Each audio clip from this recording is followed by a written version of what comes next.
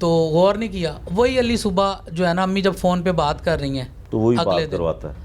वो गली से आता है बाहर, अम्मी फ़ोन पे बात कर रही हैं, उनको एड्रेस की समझ नहीं आ रही, वो ईडन आबाद कह रहे थे, वो ईडन टावर समझ रही थी अपने दिमाग में, ईडन टावर है कोई, तो उसको कहती है अली देखो ये कौन सा टावर कह रहे हैं, मुझे समझ नहीं आ रही, शर्जील गिर गया। वो उनके ओसान ख़ता हो गए सुन के बात कि बेटा गिर गया, उसका ब्लड निकल रहा है, रुक नहीं रहा। वो अली ने फ़ोन कान से लगाया तो कहता आंटी फ़ोन तो बंद हो गया। अच्छा जी। अब वो उनसे पूछा कि उसको तुम्हें उसके दोस्तों का पता होगा, हमें उनके घरों में लेके जाओ ताकि हम पता कर सकें कि कहाँ गए थे, किसके साथ गए थे, किस जगह पे हैं, कोई नंबर मिल जाए जो और भी वहाँ पे कोई मौजूद हो, दोस्तों में नंबर मिल जाए, उससे बात कर लें। ढूंढना शुरू कर दिया हमने जी। वो फिर हम लोग ढूंढते रेहान डोगर के घर गए हैं, क्योंकि उसकी कॉल आई थी सुबह ना, रेहान डोगर की। वो भी दोस्त था? वो दोस्त था। ठीक है। तो अम्मी ने आवाज़ पहचान ली उसकी।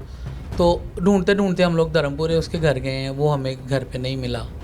उसके वालिद से बात हुई, मेरी और मेरा एक कज़न था साथ, उनसे बात हुई। वो कहते मुझे भी नहीं पता, वो भी नहीं घर आया, तो मैं भी पता कर रहा हूँ, तो आप परेशान ना हो, मैं पता करके आपको कुछ बताता हूँ। ठीक है जी। वो बात सुन के हम लोग आए हैं, हमने ये डिसाइड किया कि हम लोग अस्पतालों में जाते हैं। चोट लगी है तो हॉस्पिटल में ज़ाहिर है बंदा जाता है, इमरजेंसी में कहीं ना कहीं तो पता चल जाएगा। ये करते हुए तकरीबन हमें 11 साढ़े 11 का टाइम हो चुका था। फिर हल्लो की चौकी से कॉल आती है मुझे कि जी आपके मोबाइल पे? मेरे मोबाइल पे, या पता नहीं मेरे इर्द गिर्द कोई लोग थे, किसी ने मेरी बात करवाई कि जी बात। वो मैंने बात की, उन्होंने कहा जी हल्लो की चौकी आप आ जाएं, सॉरी हल्लो की से बात कर रहा हूँ मैं, आप ईडन आबाद आ जाएं, आपका भाई की बात है। अच्छा। अब मैंने कहा इसको पता नहीं चोट लग गई है ज़्यादा, क्या हुआ, कोई पुलिस का मसला बन गया है। हम लोग यहाँ से 3-4 लड़के इकट्ठे हो गए, मेरा कज़न थे साथ, दोस्त थे, हम लोग चले गए हैं। वहाँ जाके वो मुझे एक फ़्लैट के अंदर ले गए। फ़्लैट एक जैसे सारे बने हुए थे। ठीक है।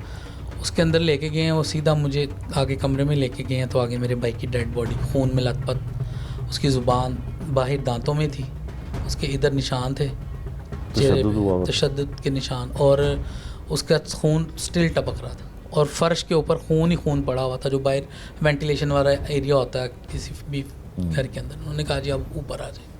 मैं रोना धोना उधर ही शुरू कर दिया। मुझे रोते रोते ऊपर लेके गए, कमरा दिखाया उन्होंने, उसमें एक खिड़की थी कि जी यहाँ से गिरा है। बहुत छोटी सी वो जगह थी, इतनी कोई थी नहीं कि बंदा स्लिप होके गिर जाए, वो लगता नहीं था ऐसा। और वहाँ पे एक मैट्रेस पड़ा हुआ था, खाली कमरा था। वो ऐसा मुझे मालूम हुआ कि जैसे इसको तशद्दुद करके जो है ना नीचे गिराया गया, यहाँ इसके सर पे नीचे ही कोई चीज़ मार के जो है ना इधर ही गिरा दिया गया। और दूसरी चीज़ ये है कि अगर कोई बंदा गिरता है, आप 5-6-7 लोग वहाँ पे मौजूद हैं, तो उसको उठा के फ़ौरन बंदा हॉस्पिटल बचाने की कोशिश करता है। अगर आप दोस्त हैं, अगर आपकी नीयत ख़राब नहीं है, हॉस्पिटल लेके जाता है, घर इतला करता है कि जिस तरह हादसा हो गया आप लोग भी आ जाएं, हम हॉस्पिटल लेके जा रहे हैं। लेकिन वहाँ पे सारे फ़रार हो जाते हैं उस जगह से, और उसकी डेड बॉडी वहीं पे पड़ी रहती है, उसको उठाता कोई नहीं है। उसकी ब्लीडिंग ज़्यादा होने की वजह से शायद डेथ हो जाती है।